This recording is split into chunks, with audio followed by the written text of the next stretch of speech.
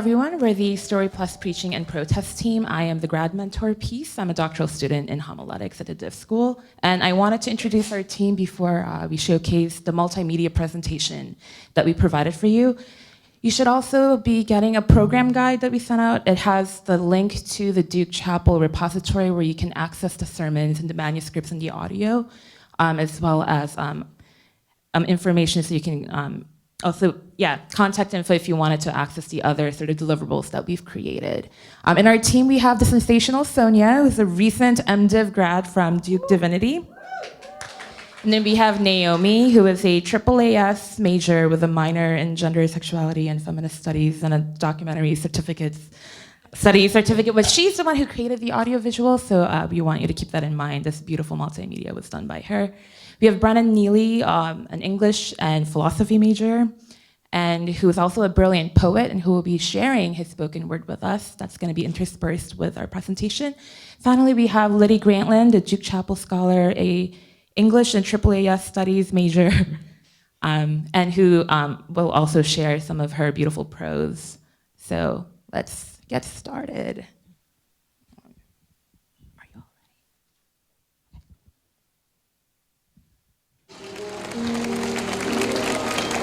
ready? Over the course of this summer, our team has analyzed a total of 92 sermons preached between February 1960 and July 1964 at Duke Chapel. Our focus was on the civil rights movement, happenings of the time. Did preachers reference the events of the day? If they did they do so explicitly or in more subtle and veiled ways? If they did not, what did they talk about instead of the civil rights movement? We pulled out key quotes and key words. We outlined the sermon's moves and arguments. We looked at what was happening in the world and in Durham at the time, noting whether the sermon touched on current events or neglected to mention them. 20 of the 92 sermons came with no manuscripts, so our team had to manually generate transcripts for them. Transcribing was our biggest challenge because we typed every word out by hand. Between adjusting to the speed of the sermons, constantly going back to change typos, and then analyzing each transcript down to their focus and function, we were tired. We remember holding our hands up to crack them, and the pain shooting through each of our fingers. We might all be suffering from carpal tunnel, and FHI will soon be receiving bills from Duke Hospital Orthopedics. We truly cannot know what actually happened in the preaching moments during those years because we only had access to about half of the sermons from that time. And even these records of manuscripts may not have been what preachers said off the cuff at the pulpit. But what we do have on record are just a handful of instances in which a few preachers spoke out in explicit or implicit support of the civil rights movement. The scene is Nashville. The time, the year of our Lord, 1960. The season of Lent. 80 or more Negro youth take their seats at the segregated lunch counters of 3 dime stores.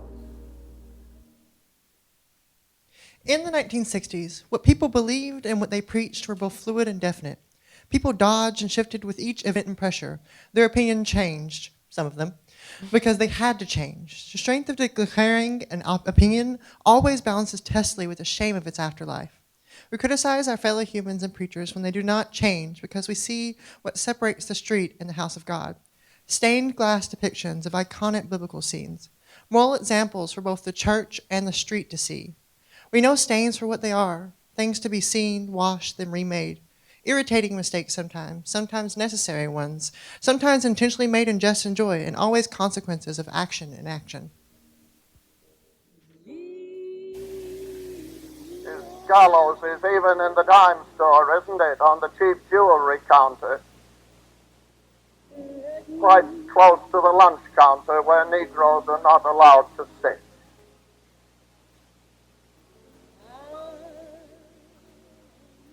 What does he think of us whose pride is so stubborn that if we cannot build it anywhere else, we build it on pigmentation of the skin? What does he think of us?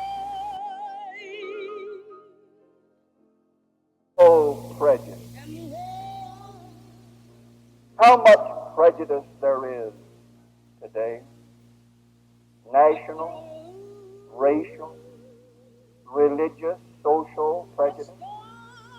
And every one of us is constructed in such a fashion that he holds on with greater tenacity to his prejudice than he does to his conviction. Simple, our story. Rebuke these protesters, the stuck-up asked of Jesus. I tell you, if these were silent, the very stones would cry out. Yes, our story is simple. Prophets, protesters, people were rebuked. The meek, they still suffer. We cry out. Before we were silent, in your hands as you broke the meek, silent still when we were putting your crowns in chapels. And now you are tranquil, happy, warding away the days when the bread in your hands will turn to stone against your neighbor. So we cry, don't you see? Chants of tranquility and happiness, the bread feeding these chants, fall like stones on the weary and suffering, for whom these are the worst of times, an ageless winter of despair.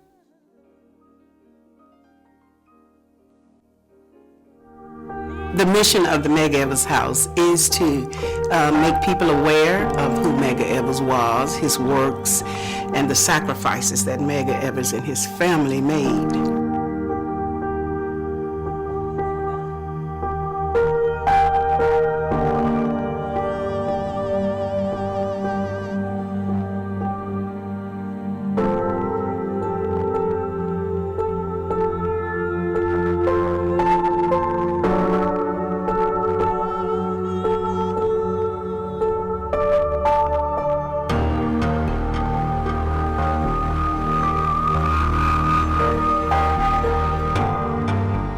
Medgar had been in his office all day, and in the evening he watched John Kennedy's civil rights speech.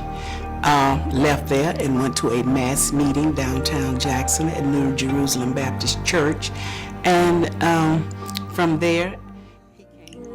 The purpose of incorporating this clip is not necessarily to highlight Medgar Evers, but rather to highlight an important event that happened within civil rights and also highlight how such event was not discussed the following Sunday for that sermon.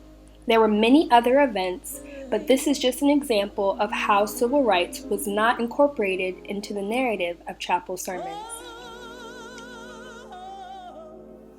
Miles away from Duke Chapel on Father's Day, a father was being mourned by his 3 children.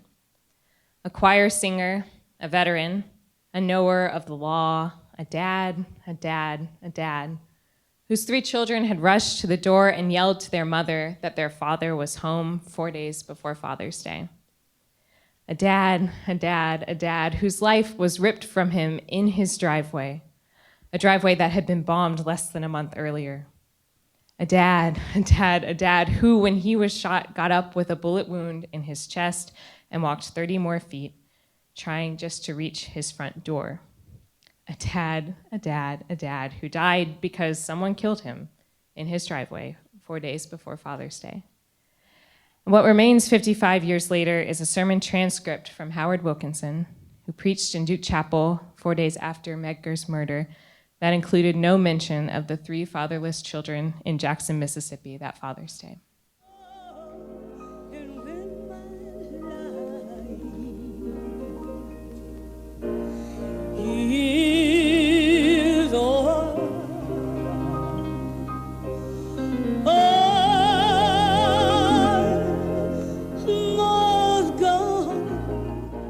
In our time, men of integrity on both sides of the civil rights controversy are aware of inner torment. The accepted attitudes and traditions of an earlier era will not change easily. The convictions of my own grandfather, who wore the gray uniform in the war of 100 years ago, a man of conscience, make my own intellectual transformation extremely troublesome.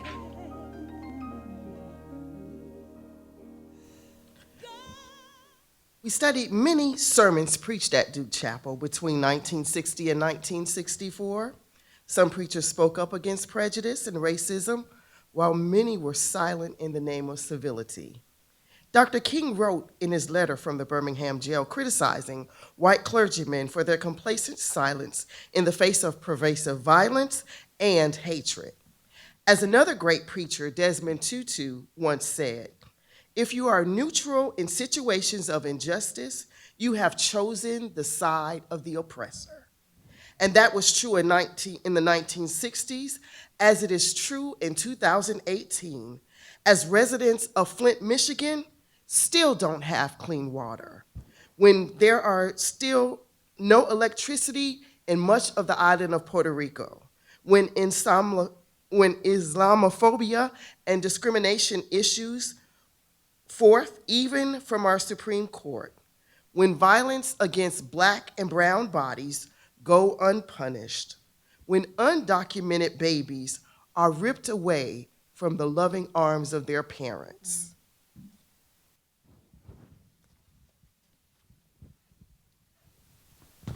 I tell you, If these were silent, the very stones would cry out. Thank you.